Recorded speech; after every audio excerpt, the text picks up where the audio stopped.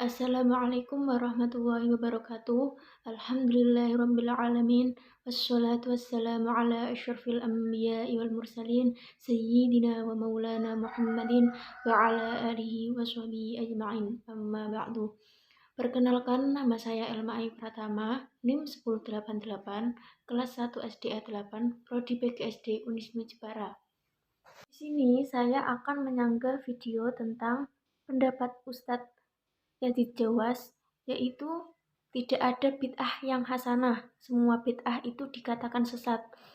Dan sesuatu yang tidak ada pada zaman Rasulullah itu harus ditinggalkan karena itu termasuk bid'ah dan akan masuk neraka. Baik, langsung saja kita lihat cuplikan video tersebut. Agama Islam sempurna dan dia hafal ayatnya, al-yauma akmaltu lakum dinakum wa atmamtu alaikum ni'mati wa raditu lakumul Islam dina. Pada hari ini aku telah sempurnakan bagimu agamamu, aku telah cukupkan nikmatku atasmu, dan aku ridho Islam menjadi agama bagimu. Sempurna agama Islam. Kalau ada orang menambah-nambah dalam agama ini, membuat satu ibadah, membuat satu perayaan, membuat satu acara zikir, sholawatan atau bid'ah yang Nabi nggak contohkan, berarti pada saat itu dia menuduh Nabi Muhammad apa?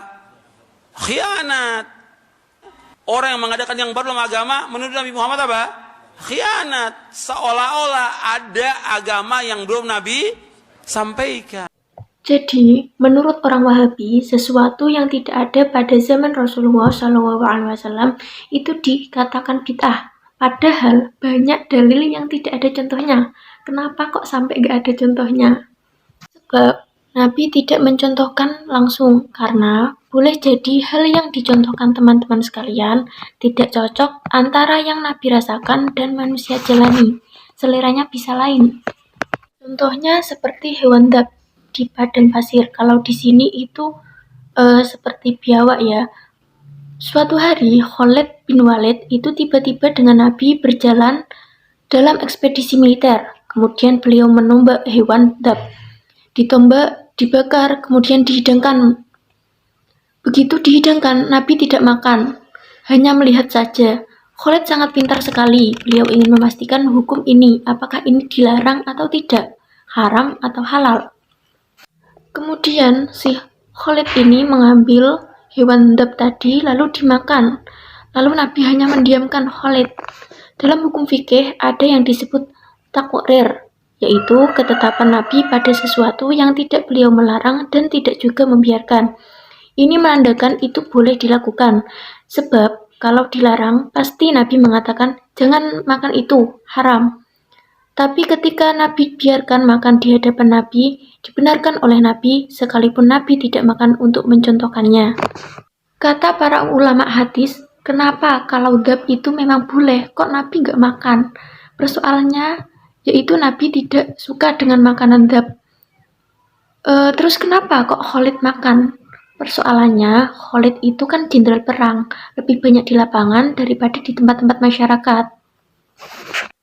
Kalau suasana perang itu memang jarang menemukan hewan-hewan seperti kambing atau kambing bakar, bahkan makan makanan yang kayak gitu. Jadi beliau itu mengambil makanan seadanya, apa yang ada hewan dab ya memang beliau makan. Jadi bukan berarti yang tidak ada contohnya itu langsung kita sebut itu bid'ah, tidak ya. Kalau masih ada dalil itu masih boleh. Kalau tidak ada contohnya, ada dalilnya, tapi dalilnya itu masih samar-samar. Jadi kita itu nggak boleh menyimpulkan itu bid'ah, tapi kita harus mencari dulu, berliku-liku. Oh ini baru ketemu gitu. Jadi pencariannya tersebut itu bisa menganalogikan dengan kias namanya, yaitu mencari dalil yang sudah ada untuk menemukan hukum yang belum ada. Contohnya yaitu zakat pakai beras, padahal pada zaman Nabi itu beliau itu kalau zakat pakai gandum dan kurma. Kalau zakat pakai beras, apakah itu bid'ah atau tidak? Mulai meluas Islam, mulai diturunkan di Arab untuk memberikan contoh dan siap dakwah pada dunia. Kemudian saat Islam meluas, masuk ke wilayah-wilayah yang makanannya tidak sama dengan makanan orang Arab, maka Muawiyah pun ditanya, bagaimana ini solusinya?